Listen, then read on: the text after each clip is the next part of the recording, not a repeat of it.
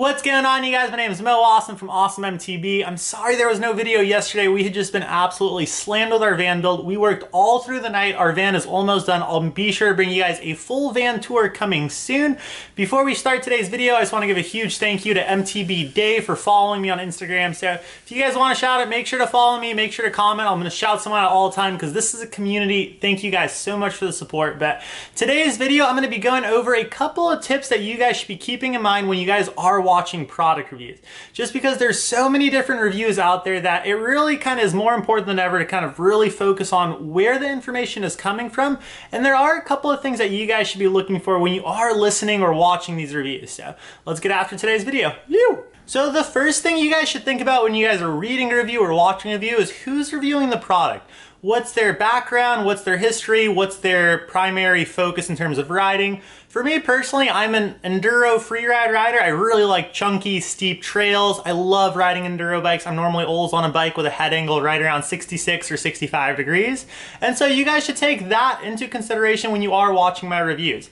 If I come out with a review that says the Yeti SB100 is the best cross-country bike around, you got to kind of take that with a grain of salt because, I mean, that's not my forte. I'm not on a ton of cross-country bikes. I don't have cross-country bikes as necessarily my primary focus. And so for me to kind of make a statement like that, it just, like I said, take everything with a grain of salt. So definitely consider who's reviewing the product and what their background is. All right, the second tip I'm going to give you guys today is try to figure out what type of review was it.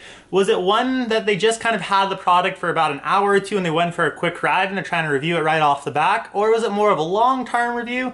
Because a lot of times what I've been seeing happening is people are so quick to kind of get reviews up there. So they'll go to like a demo tour, they'll take a bike out for like an hour lap, and then they try to give like their full review on a bike, even though they didn't really have that much time. And it is so hard to kind of give a comprehensive review with such a short window of time for a bike, just because there's a lot of stuff to get used to. Your muscles have to adapt to the bike. There's just so much going on with the bike in terms of bike setup that I just feel like reviews where it's in a really short period amount of time, it's tough to give a full comprehensive review. So definitely keep that in mind when you are watching or reading these reviews, is how long did the reviewer actually have that product for before putting up their review. The third tip you guys should keep in mind when reading or watching these reviews is where did the review take place? Was it on the home trails of that rider who's reviewing the product? Or was it somewhere where a company flew them out to, or they flew out to themselves to maybe review the product too? Because a lot of times home trails definitely have a huge advantage into how a rider likes a product. For me personally, if I take a bike out, I go straight to my test loops out in Laguna Beach, just because I know the trails by heart. I know how a bike should feel. Now, if a company was to fly me out to Phoenix, Arizona, where, I mean, so say Pivot was to fly me out to Phoenix, Arizona, where it's super chunky and whatnot, and I get out there and I'm reviewing one of their products, even though if I ride the bike enough out there, I can get a good gauge for that actual product, it's going to be very tough for me to give my full comprehensive thoughts on that bike just because that terrain is new to me. So now not only am I adapting to new trails, I'm also adapting to a completely new bike. So that is something for you guys to keep in mind because certain stuff does affect reviews. Another thing is elevation. In particular, Mammoth. If you're reviewing a bike up in Mammoth, there's so much elevation where, I mean, it's just impossible to breathe, especially if you're dealing with elevation. So that is going to affect a lot of things that go into that review as well. So just try to figure out where they're reviewing the product and if that's the place that the reviewer is from. All right, and the fourth and final tip I'm going to give you guys today is don't just pay attention to the name of the company reviewing the product because the game has really changed.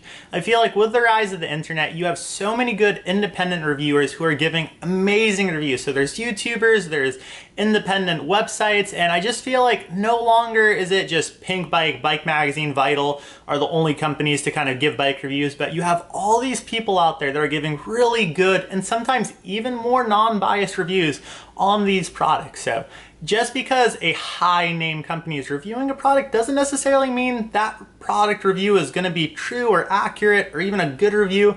So yeah, so take everything with a grain of salt. And like I said, even what I'm saying, because you really should be looking into where this information is coming from.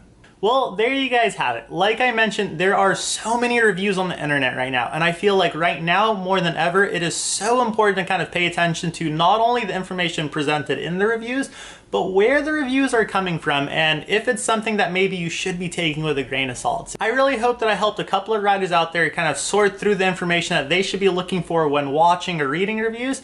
And at the end of the day, I'm here to help. Thank you guys so much for the support. If you guys have any questions or maybe questions on what you guys should be looking for in other reviews, let me know in the comment section. I'm always happy to help. And if daily videos aren't enough or if I miss a video, make sure you guys are following me on Instagram because I post there every single day. So the Instagram is @MoAwesome. But thank you guys so much for the support. And until next time, you guys, ride awesome. You!